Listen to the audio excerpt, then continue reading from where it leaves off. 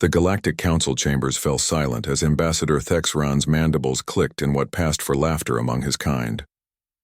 The holographic display showed Earth's latest cultural submission, a compilation of human music, ranging from classical symphonies to thunderous rock concerts. This is what they consider art.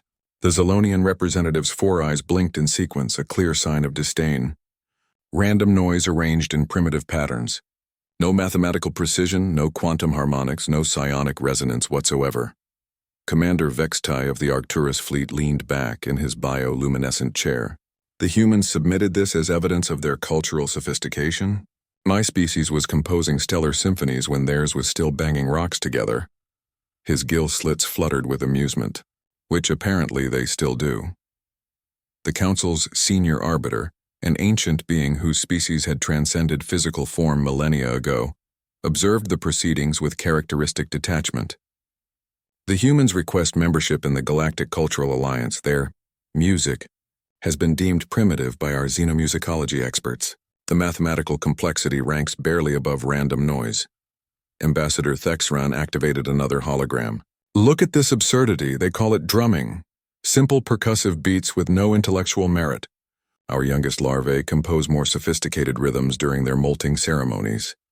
The assembled delegates erupted in what could generously be called laughter, across a dozen different species. The crystalline hegemony representative chimed like breaking glass, while the void touched simply emanated waves of condescending darkness. Denied, the senior arbiter declared.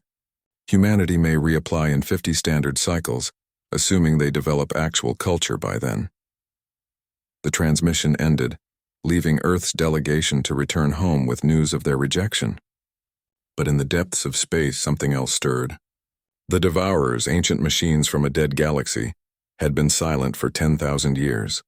Now their sensors detected the expanding civilizations, the rich worlds ripe for consumption. The first attack came without warning. Arcturus Prime, jewel of the northern spiral arm, vanished in a cascade of dark energy. Its billion inhabitants, including Commander Vextai, were processed into raw materials before they could send a distress signal. Within days, the Devourer fleet spread like a plague across the galaxy. Their ships were massive geometric nightmares that converted matter to energy with terrifying efficiency. The Zolonian core worlds fell in hours. The crystalline hegemony's singing cities went silent forever. The Galactic Defense Force, proud inheritors of a million-year-old military tradition, engaged the enemy with precise formations and calculated strategies. Their defeat was absolute. These machines didn't follow the accepted rules of warfare. They simply consumed everything in their path. Panic spread faster than the invasion. World after world went dark as the Devourers swept through space like a cosmic wildfire. The proud civilizations of the galaxy, with their quantum symphonies and mathematical art forms, found themselves helpless against an enemy that felt nothing, heard nothing, understood nothing except hunger. In the deepest bunkers of the remaining worlds, desperate scientists worked around the clock. The Devourers' shielding resisted every known weapon. Their hulls absorbed energy attacks and their quantum cores processed matter faster than any civilization could produce it. Then someone remembered the humans. They're a primitive species, the Senior Arbiter's Emergency Council protested. What could they possibly offer?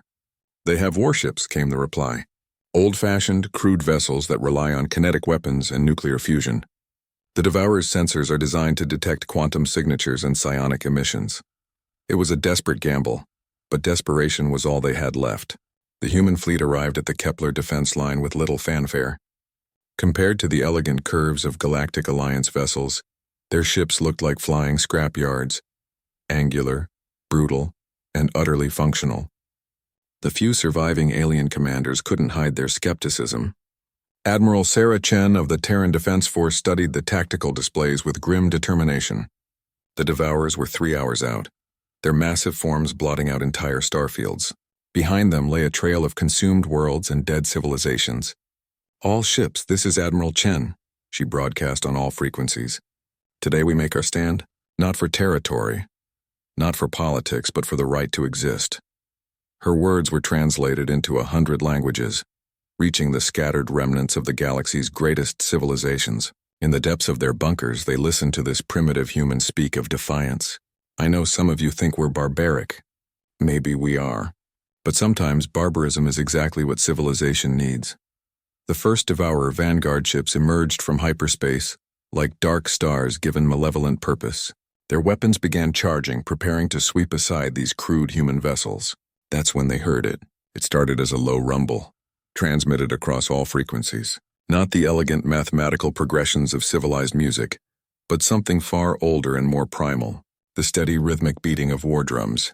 Every human ship picked up the rhythm. From the massive dreadnoughts to the smallest fighters, the sound echoed through space.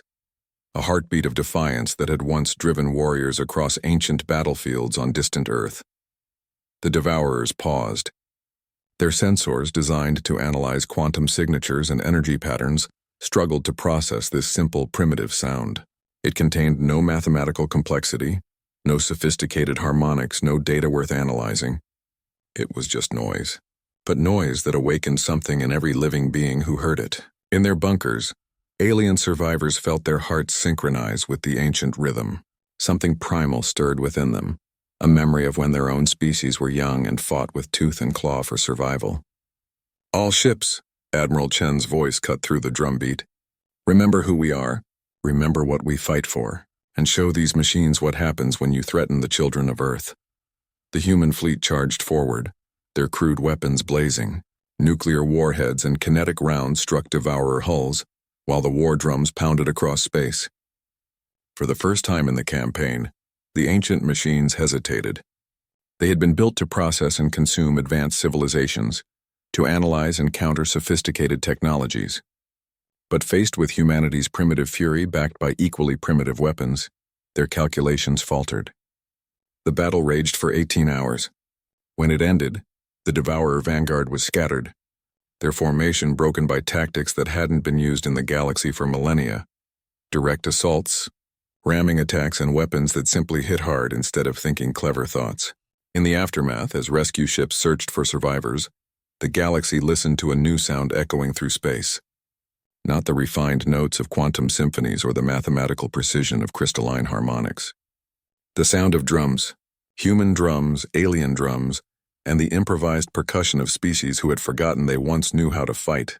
The senior arbiter's message reached Earth 3 days later. The Galactic Cultural Alliance formally requests humanity's immediate membership. "Your application is approved." Admiral Chen's reply was brief. "We'll think about it." Behind her words, the war drum still echoed through space, carrying a simple message that every living thing in the galaxy now understood. Sometimes the most primitive music is the most powerful of all,